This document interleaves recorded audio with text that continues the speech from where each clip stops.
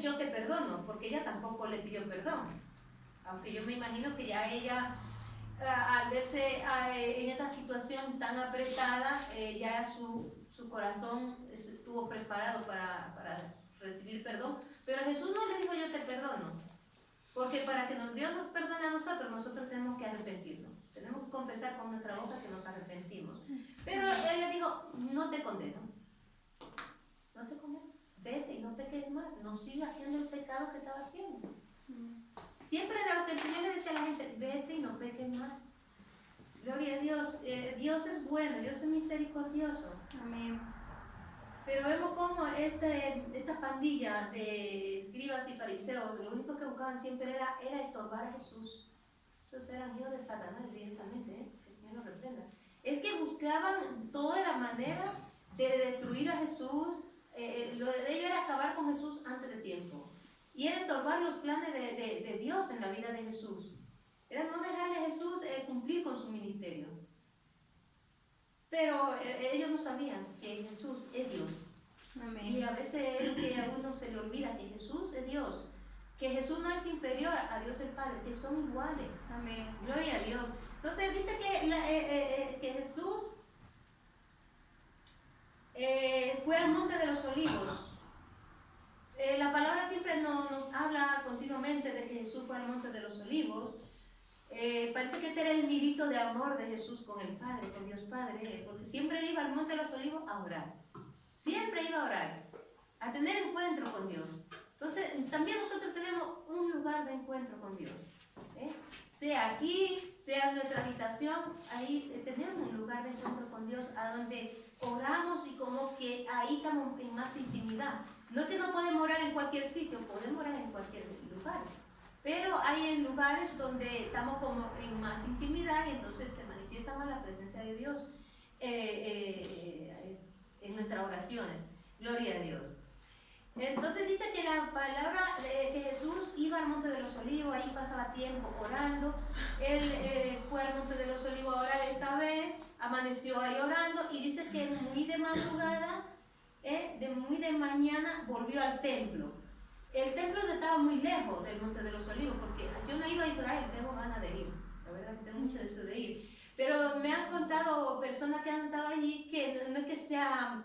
que no está muy lejos una cosa de la otra, que el monte de los olivos no estaba muy lejos del templo y que todo está muy cerquita, que parece que en la Biblia está todo muy lejos, lo vemos como a mucha distancia, ¿no? Pero dicen que no, me han dicho gente que ha estado allí que no es así no hay tanta distancia de un sitio al otro.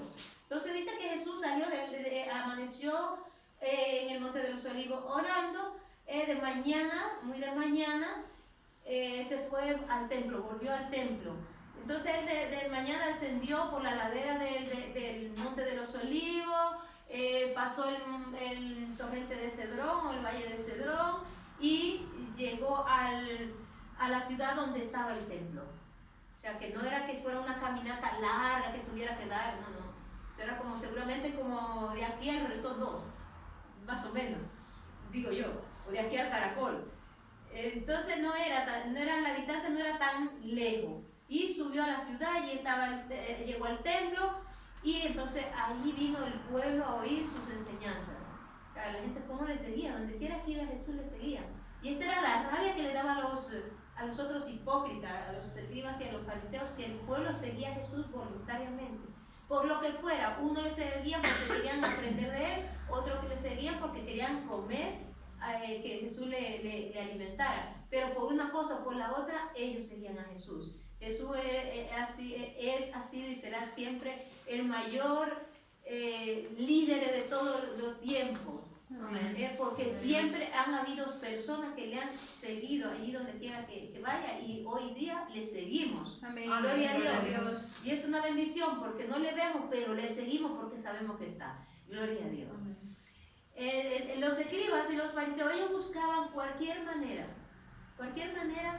para inducir a Jesús a que dijese algo erróneo, algo que a ellos les sirviera para acusar a Jesús, para tener un motivo de quitarle del medio. Porque en aquel tiempo si la acusación de varios dice que el testimonio de 2 hombres es válido. O sea, que si 2 hombres se ponen de acuerdo en una mentira y mienten, eso es válido. Porque los jueces no van a saber que están mintiendo si están puestos de acuerdo y mienten y es válido. Entonces, estos hombres parece que estaban puestos de acuerdo, los escribas y los fariseos, que no sé qué pintaban los escribas en esto, porque los escribas solamente tenían que escribir, no tenían otro cometido que hacer más que escribir lo que sucediera, la vida de Jesús y lo que sucedía. No tenían por qué perseguir a Jesús, no tenían por qué ponerse en contra de Jesús, ni querer acusar a Jesús, pero ellos buscaban la manera, o sea, anhelaban en su corazón la manera de destruir a Jesús, de dañar su testimonio, porque si entre un grupo dañaban el testimonio de una persona, esa persona podía ser apedreada. Entonces ellos buscaban eso con Jesús. Y si vemos el último versículo del capítulo 7, bueno, aquí en esta palabra, en esta Biblia, solamente pone un poquito, dice que era ahí mismo, en el 8, arriba del 8 pone el 53 que pertenece al capítulo 7. Amén. Bueno, ese versículo realmente dice que la fiesta de los tabernáculos había terminado y que cada uno se volvió a su casa. Pero que algunos habían encontrado a Jesús y que habían creído en Jesús. Algunos. Siempre son algunos los que creen en Jesús, no son todos. No son todos. Pero la mayoría que no había confiado en Jesús y lo rechazaban, al ver, los líderes judíos, al ver esto, estaban más decididos aún a liberarse de Jesús de cualquier manera. Al ver que ya la gente empezaba a irse tras Jesús, ya ellos buscaban a pensar, a ver cómo vamos a quitarnos a este del medio, cómo nos vamos a deshacer de porque la gente se va tras él. Y a ellos no les interesaba. Y eso ha sido eternamente, ha sido así. Eternamente ha sido así. Nosotros hemos sido enseñados, muy mal enseñados antiguamente por la Iglesia Católica. Y la Iglesia Católica nunca le ha interesado que el ser humano conozca la verdad, conozca a Jesús, sepa que Jesús es real, que sus ojos sean, porque si le enseñan la palabra de Dios a la persona, su entendimiento va a ser abierto y se van a dar cuenta de la mentira que hay en esta iglesia. Entonces, nunca le ha interesado. Y estos son como los líderes religiosos judíos de aquella vez, como los escribas y los fariseos. No le interesaba que el pueblo conociera a Jesús, ni que el pueblo oyera las enseñanzas de Jesús, porque su entendimiento iba a ser abierto y se iban a dar cuenta dónde estaba la verdad.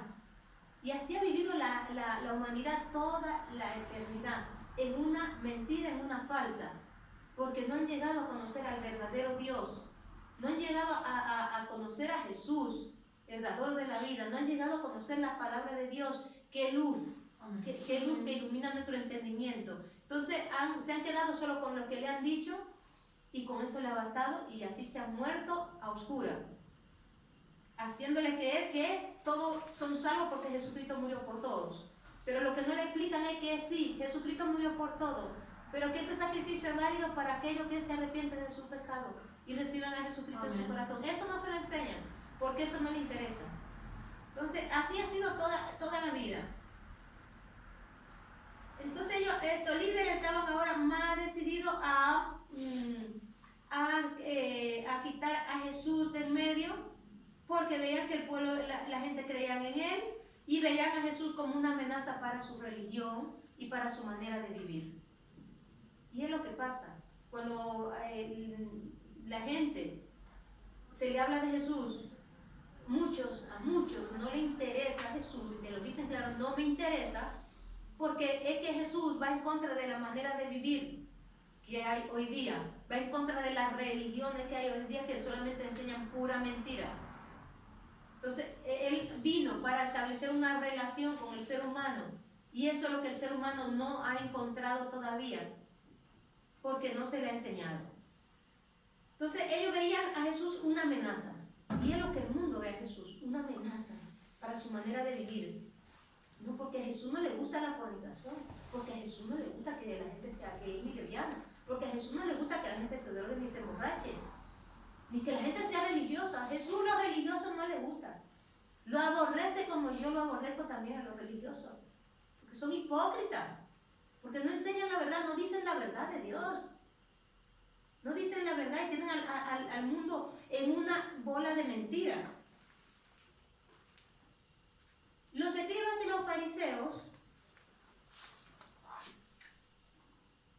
querían dañar el testimonio de Jesús y matarlo. ¿Por qué? Porque Jesús es la luz. Jesús es la santidad misma en persona. Jesús casi no tenía ni que abrir la boca, Jesús no tenía ni que hablar, porque donde llegaba el Rey de Gloria solamente con su presencia, el pecado era manifiesto. Y eso es lo que la gente no quiere, que su pecado sea manifiesto. La gente quiere que su pecado permanezca ahí oculto, poniéndole pañito tibio, haciendo buenas obras para callar el pecado, para que no cante, porque si no el pecado empieza a cantar. Entonces le ponen pañito tibio, hacemos buenas obras y ya con eso estamos salvos. Pero las buenas obras sabemos que no salvan a nadie. Entonces estos escribas y fariseos, que tanto habla la palabra de ellos, pero no para bien, sorprendieron a esta pobre mujer en el acto mismo de adulterio. Y la traen, la ponen delante del Señor. ¿Qué hacían estos hombres allí? ¿Qué hacían estos falsos religiosos allí? ¿Qué hacían? Con vestido de apariencia, de santidad. ¿Qué hacían estos hombres allí donde se estaba cometiendo el acto de adulterio? Dígame usted. ¿Y dónde estaba el hombre? Porque trajeron a la mujer, pero al hombre no lo trajeron. Y en aquel tiempo tenían que cogerlo a los dos y llevarlo y apedrearlo a los dos, porque los dos pecaron. Entonces, ¿dónde estaba el hombre? ¿No sería más bien que uno de estos escribas o fariseos era el hombre que cometió el acto con la mujer y estaba se compuso de acuerdo con el grupo para que le sirvan de testigo, para ir donde Jesús? Porque con tantos testigos podían hacer a Jesús caer en su trampa. Era lo que ellos querían. Ellos pensaron, ya Jesús no tiene escapatoria, aquí Jesús va a caer, porque le llevamos el pecado. Y también son un grupo, que eran bastante, los escribas y los fariseos, pues ya no tiene más que, va a decir que la apedree y aquí Jesús ya acabó. Porque ellos querían que Jesús diga, que la apedreen, sí. Porque van y le dicen, y nos mandó Moisés en la ley a tales mujeres a apedrearla, que sean apedreadas. O sea, había que no eran, usted no piense que eran piedrecitas que le tiraban piedrecitas, eran piedra, que con la primera que le tiraban caía. Entonces le tiraban piedra y ahí quedaban sepultadas bajo piedra.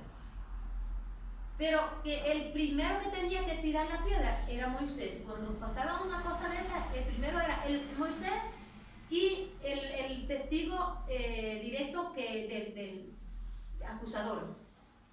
Eran los primeros que tenían que tirar la piedra y luego todo el pueblo. Aquí querían que Jesús fuera el que tirara la piedra. Y Jesús era la única persona apta para tirar la piedra, porque el único santo, que nació santo, y es santo, y sigue siendo santo, y es santo por toda la eternidad, es Jesús. Amén. Por eso le digo, el que esté libre de pecado, o sea, libre de ese pecado, no de cualquier otro pecado, de ese, porque es el que se está tratando en el momento. O sea, que tire la primera piedra. Pero ellos se fueron, no tiraron ni una piedra. Ni una piedra tiraron.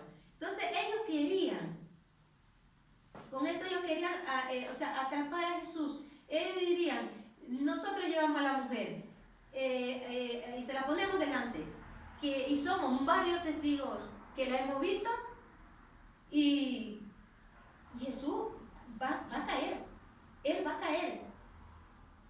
Pero ellos ignoraban lo que dice el Antiguo Testamento, que dice que a los judíos no se les había dado autoridad para decretar muerte sobre nadie. O sea, solamente los romanos tenían esa autoridad. O Solamente los romanos decidían a quién había que apedrear, a quién había que matar y a quién no. Los judíos no. Los judíos lo hacían si los romanos le daban la autoridad y decían a quién. Entonces, Jesús como judío ya no podía tirar las piedras, ni la iba a tirar de ninguna manera. Pero ellos tampoco, los escribas y los fariseos, aún como judíos, no podían tirar las piedras porque eran judíos y Roma no había dado su veredicto en este asunto.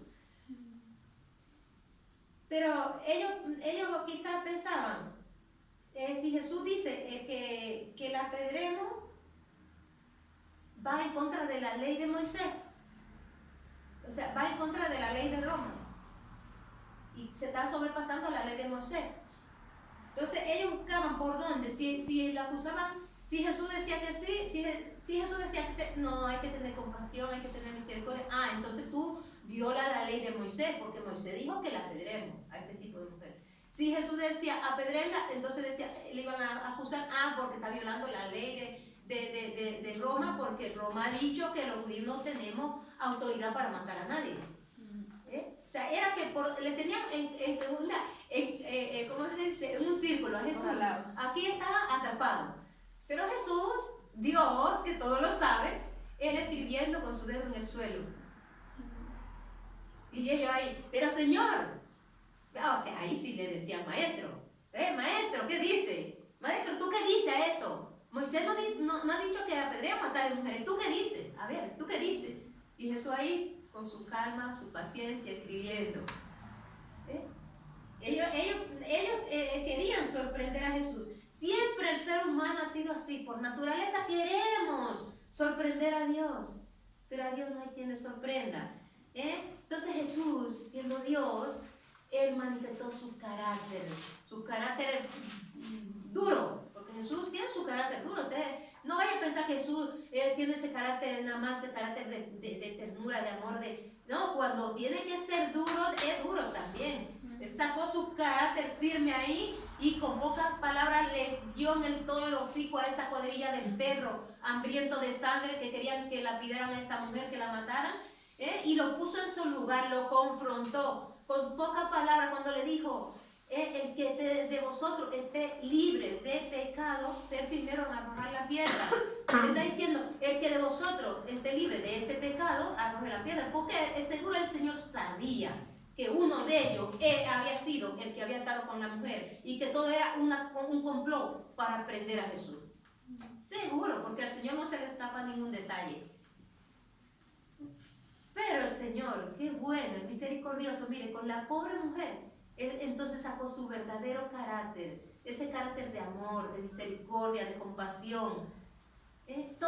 Porque mire, es que todo lo que ellos, o sea, los escribas y fariseos fueron a acusar a la mujer para que la maten, pero también para atrapar a Jesús. Pero quedaron ellos confrontados y avergonzados delante de Jesús y delante de la mujer. Se tuvieron que ir uno tras otro como el perro con el rabo entre las piernas y con las orejas agachas. No pudieron tirar ninguna piedra porque ellos también eran adúlteros, ellos también eran fornicarios. Y usted y yo también hemos sido malos. Amén. Hemos sido pecadores, que Amén. Merecíamos la muerte como esta mujer. O sea, no éramos mejor que esta adúltera. Todos éramos igual o peor que esta pobre adúltera. Quizá este era su único pecado, pero nosotros cometimos más. Amén. Entonces Él sacó su carácter de amor, de misericordia, de ternura, de compasión. ¿Por qué? Porque Él no vino a matar a nadie. Él no vino a condenar a nadie. Él vino a salvar lo que se había perdido. Amén. Entonces, esto es un ejemplo de que lo que nosotros pedimos se va a volver contra nosotros. O sea, si nosotros pedimos justicia, justicia va a venir contra nosotros en el día malo. En el día que lo estemos pasando mal, justicia de Dios va a venir sobre nosotros. Pero si usted pide misericordia para aquel que está mal, aunque sea su peor enemigo, pida misericordia, porque es el que usted va a recibir en el día malo. Amén. Misericordia de Dios va a ser sobre su vida. Gloria a Dios. Amén. Gloria a Dios. Si usted aprende a perdonar, usted va a recibir perdón. Pero si usted no sabe perdonar, si usted no perdona, si usted en vez de decir yo perdono y bendigo, yo lo que pido, Señor, hazme justicia, Señor. Hazme justicia. Yo no le puedo perdonar, Señor. Entonces, eso es lo que uno va a recibir. Uno va a recibir que Dios nos perdone a uno, porque con la medida que medimos, con esa medida seremos medidos. En la medida que usted perdona, usted va a ser perdonado. Gloria a Dios. Amén. Bendito sea el Señor. Jesucristo, Él no vino a condenar a nadie. Él vino a salvar lo que se había perdido. Entonces, estos acusadores, acusados por su propia conciencia con estas palabras de Jesús, ahí confrontado, que Jesús es bueno, porque Jesús sabe confrontarnos. Nos confronta con su palabra muchas veces también a nosotros. Gloria a Dios. Entonces, ellos se vieron acusados por su propia conciencia y se fueron uno tras otro,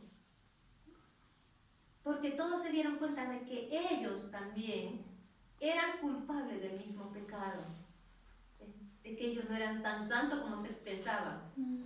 El único que podía tirar la piedra era Jesús, como he dicho, y Jesús no vino a tirar piedra a nadie, no vino a matar a nadie. Jesús vino a mostrarnos, a declararnos el amor de Dios, a declararnos que Dios es vivo y real, que Dios nos ama, que Dios es bueno, que Dios es misericordioso. Gloria a Dios. La palabra del Señor, que el Señor le dijo a estos escribas, a estos fariseos, no debemos de tomarla como una justificación para negarnos a condenar el pecado dentro de la iglesia. Porque no nos podemos agarrar de ahí de que, no, porque Jesús a esta mujer no la condenó.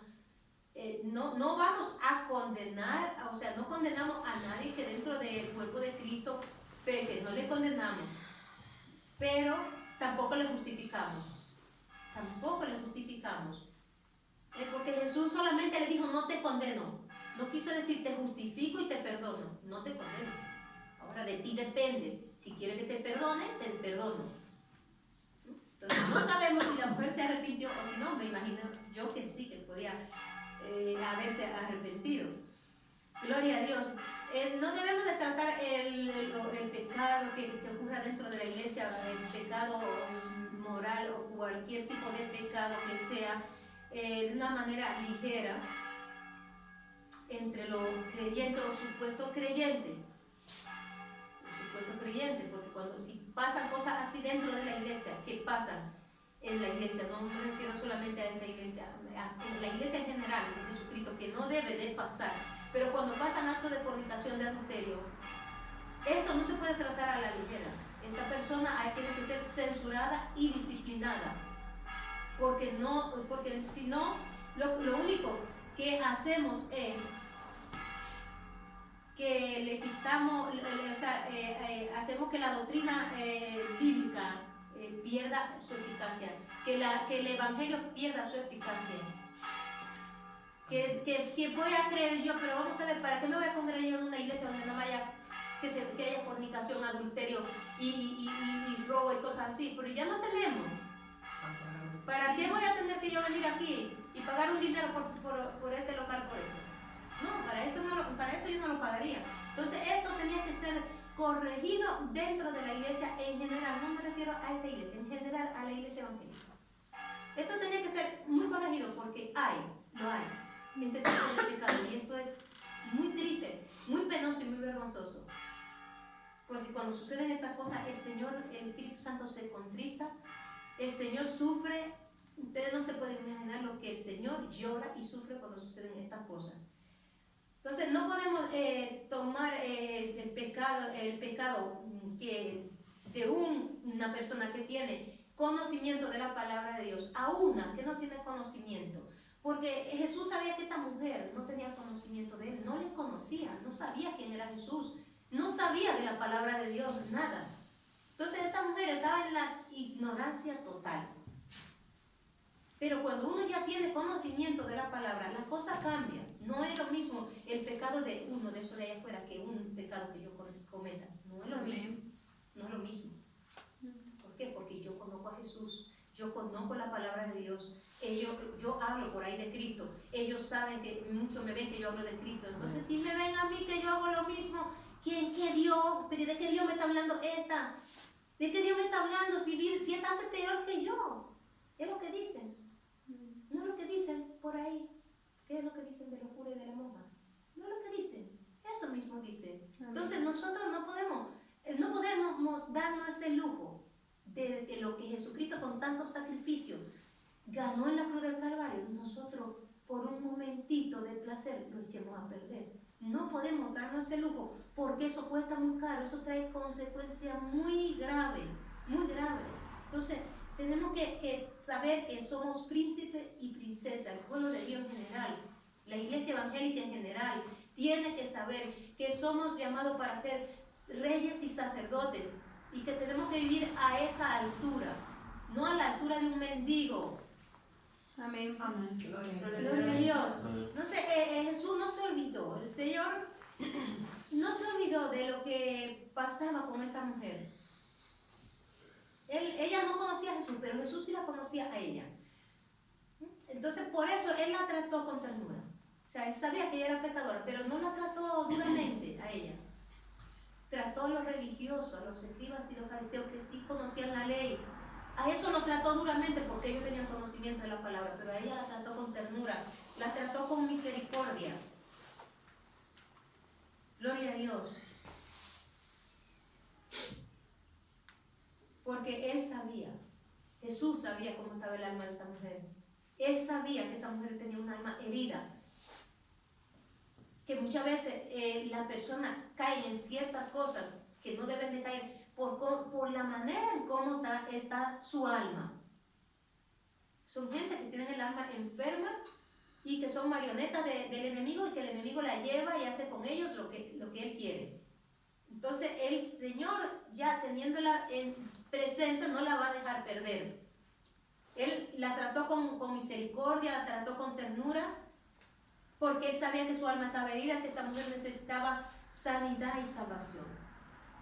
Y eso es lo que necesita el mundo por ahí, que nosotros le llevemos sanidad y salvación.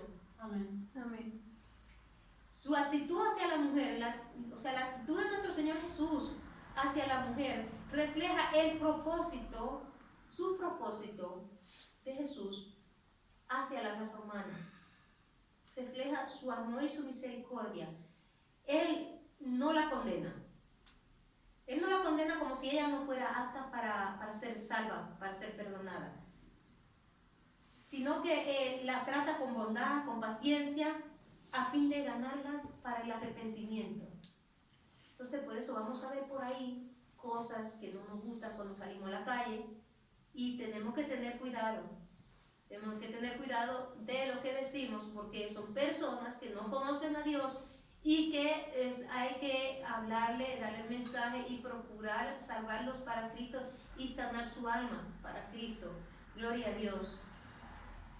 Dios siempre espera, mire, por mala que sea la persona, por la más pecadora que sea la persona, Dios siempre está esperando el momento en que esa persona puede cambiar. Dios nunca pierde la esperanza. Aún al peor de los pecadores, de los más malos del mundo, Dios lo ama y Dios espera que en cualquier momento esa persona va a dar un giro y va a cambiar. Gloria a Dios. Amén. Jesús no se sorprendió cuando le trajeron a esta mujer y se la pusieron delante como una pecadora. Él no se sorprendió porque Él es Dios y Él sabe que el pecador, ¿qué es lo que hace? Pecar. Pues ya está. Entonces, ¿por qué no vamos a sorprender nosotros de que un pecador peque? Nos sorprendemos cuando un hermano nuestro en la fe peca. Eso sí que nos sorprende bastante. Pero de un pecador de afuera, no. Yo veo por ahí a la gente, a mí no me da ni frío ni calor, no estoy de acuerdo, no lo comparto, pero sé que son personas que están a oscuras, que están en manos del enemigo y que yo no soy quien para juzgarlo y para censurarlo. Porque es pecado lo que van a cometer porque son pecadores. Entonces Jesús por eso no se alarmó y Él siguió tan tranquilamente escribiendo en tierra. Porque Él sabía que era lo único que un pecador hace es pecar. Entonces por eso Él no acusó a esta mujer. Por eso ¿cuáles fueron sus primeras palabras? Él sabía que ya todos huyeron. Cuando Él les dijo esa palabra, se fueron ahí uno tras otro. Entonces Él cuando se levantó y le dijo, mujer, ¿dónde están los que te acusaban?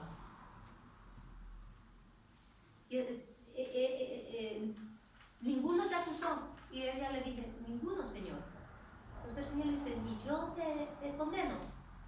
Vete y no peques más. O sea, vete y no sigas practicando ese pecado y endereza tu vida. tiene una oportunidad. Jesús es el Dios de las oportunidades. Amén. Gloria a Dios. Amén. Siempre tiene una oportunidad para aquel que cae. Siempre Él tiene una oportunidad para levantar al caído. Gloria a Dios. Amén. Bendito sea el Señor. Gloria a Dios. La gracia, eso era la manifestación de la gracia de Dios que todavía no estaba establecida, pero ya estaba de manifiesto en Jesucristo, a través de Jesucristo, de Jesús. Era la gracia de Dios en acción, con esta mujer y con todos nosotros, con la humanidad.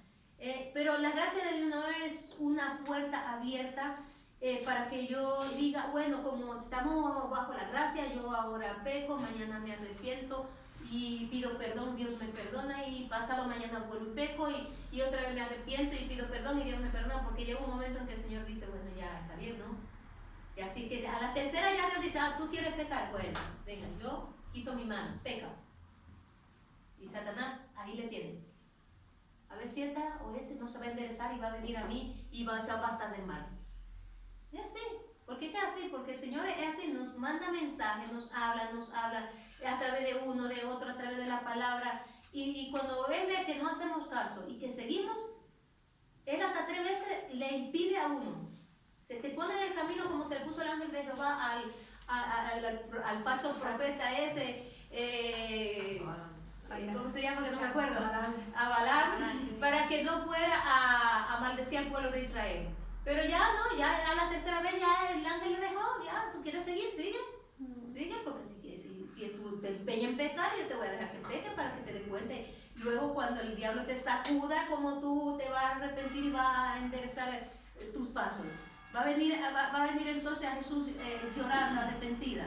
Entonces la gracia no es una puerta para que nosotros nos aprovechemos de eso y juguemos con el Señor y pequemos y nos arrepintamos y pequemos.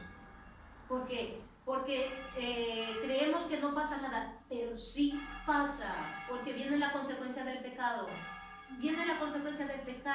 Vienen enfermedades terribles para la gente que juega que coquetea con Satanás.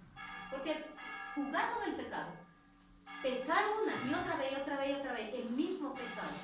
Miren, ningún pecado debemos de practicarlo, pero el mismo pecado nunca debemos de practicarlo más de una vez. Entonces, acuérdense de David pecaba una vez, se arrepentía y no lo volvía a hacer más.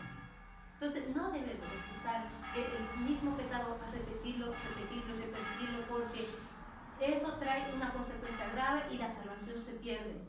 Y la salvación es un tesoro que Dios nos ha dado, que a nosotros no nos ha costado nada, pero que a Dios el Padre le costó mucho y a Jesucristo le costó más. Entonces, es algo que tenemos que cuidar con temor y temor para no perderlo. Gloria a Dios. Porque si perdemos la salvación, allí no vamos a entrar. Ahí no vamos a entrar al cielo. Entonces, tenemos que tener cuidado, hermanos, cuidados. Que somos carne y estamos en este mundo de pecado, y sí, es verdad que tenemos debilidades, pero pidámosle a Dios que nos fortalezca en esas debilidades, porque la gracia misma nos da la fuerza para dejar de pecar.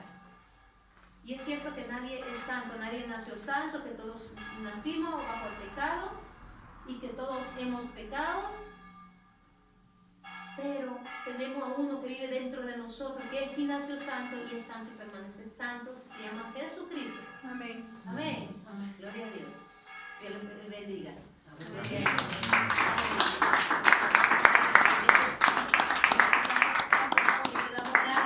Gracias por tu palabra, Padre. Gracias, Dios Todopoderoso, por tu palabra. Gracias, Señor, por el mensaje que tú nos has dado, porque cuando tú nos das un mensaje es porque es lo que nosotros necesitamos oír, Señor.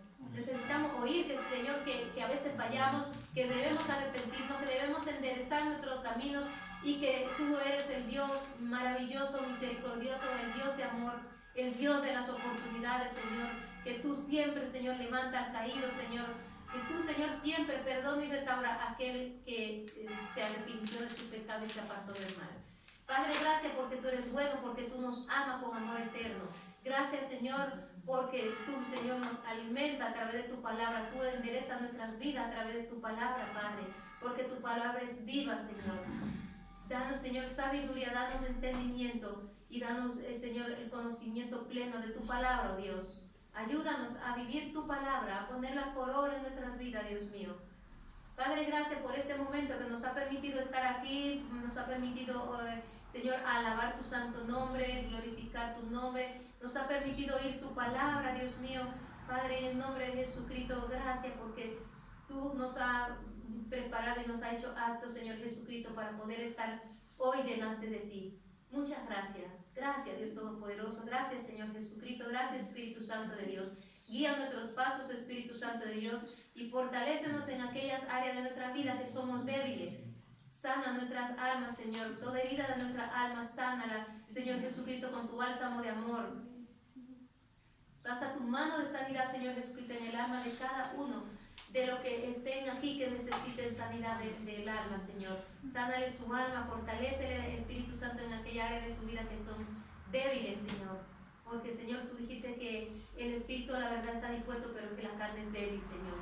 Y nosotros vivimos en un mundo de pecado y en un cuerpo de barro, Señor, un cuerpo imperfecto. Ten misericordia de nosotros, oh Dios, y restáuranos. Haz resplandecer tu rostro, Jehová, sobre nosotros. Y, Señor, te rogamos que tú pongas en nosotros un espíritu fuerte y recto dentro de nosotros, Señor. Padre, en el nombre de Jesucristo, te pedimos, Señor, que nos dé nuevas fuerzas, Señor, que nos bendiga, Señor, con tu presencia cada día, Señor, que nos bendiga con tu poderosa palabra, oh Dios. Padre, gracias. Gracias, Señor, por lo que tú has hecho por nosotros, por quién eres tú, por lo que estás haciendo. Gracias, Señor Jesucristo, por dar tu vida por nosotros en la cruz. Y gracias por darnos tu Espíritu Santo, Señor. Gracias, Espíritu Santo, precioso amigo. Te amamos, te adoramos. Dios Padre, Dios y Dios Espíritu Santo. Señor, y ahora que nos vamos a despedir de este lugar, Señor, pedimos tu protección y tu bendición sobre nuestras vidas, Señor. Que tú sigas, Señor, obrando poderosamente en nosotros. Que tú hagas algo en la vida de cada uno de los que están aquí hoy, Señor. Padre, en el nombre de Jesucristo te lo pedimos. Te pedimos que tú guíes nuestros pasos, Espíritu Santo de Dios. En el nombre de Jesucristo, Dios mío. Señor, te pedimos que tú oigas, Señor, las peticiones, la oración y las peticiones de cada miembro de esta iglesia y de cada hijo tuyo, Señor, en cualquier lugar del mundo. Y que tú le respondas, Dios, conforme a tu buena voluntad, Padre. En el nombre de Jesús. Señor, porque a veces es cierto que a veces estamos en apuros, Señor. A veces estamos en tribulaciones, Señor. Pero tú no nos has desamparado. Tú sigues siendo, Señor, el mismo. Gracias. Gracias porque tú estás con nosotros, Señor.